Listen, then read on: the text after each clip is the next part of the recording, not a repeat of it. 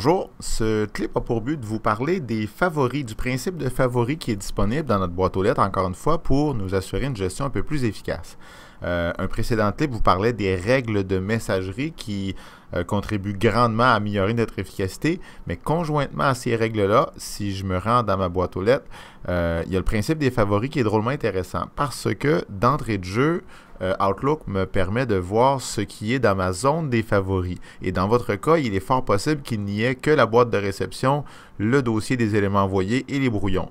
Il est intéressant de pouvoir voir au premier niveau d'entrée de jeu, là, entre autres, les dossiers dans lesquels, grâce à une règle de messagerie, vont être redirigées toutes les communications collaboratives là, qui ont lieu dans le groupe des réapos, dans mon cas, et dans le groupe d'immigration, par exemple. Je trouve ça intéressant de les voir d'entrée de jeu. Puis il y aurait un petit chiffre ici qui m'indiquerait s'il y avait du nouveau, combien il y a de courriels non lus à ces endroits-là, parce que je ne désire pas qu'ils entrent au premier niveau de ma boîte de réception.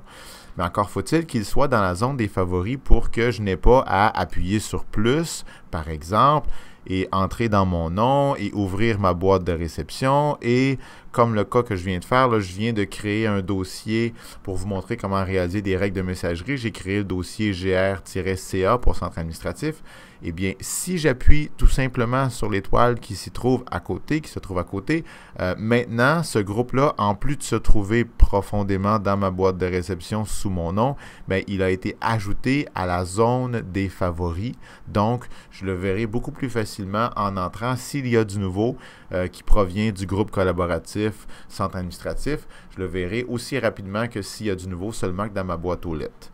Bref, on pourrait dire que la colonne de gauche ici et la zone des favoris va relativement ressembler à mon ancien bureau First Class où se trouvaient de nombreuses conférences et où je voyais un drapeau m'indiquant qu'il y avait du nouveau dans ces endroits-là. Eh bien, je verrai plutôt dans le cas d'Office là, une liste dans ma colonne de gauche de dossiers que j'aurai programmés pour recevoir automatiquement toutes les notifications qui proviennent d'un endroit ou d'un autre. Alors, en utilisant les favoris, c'est une façon de gérer avec OA de façon beaucoup plus efficace ce qui entre dans votre boîte de réception et ce qui est adressé uniquement à vous de ce qui est adressé à plusieurs personnes. Merci beaucoup. Bonne journée.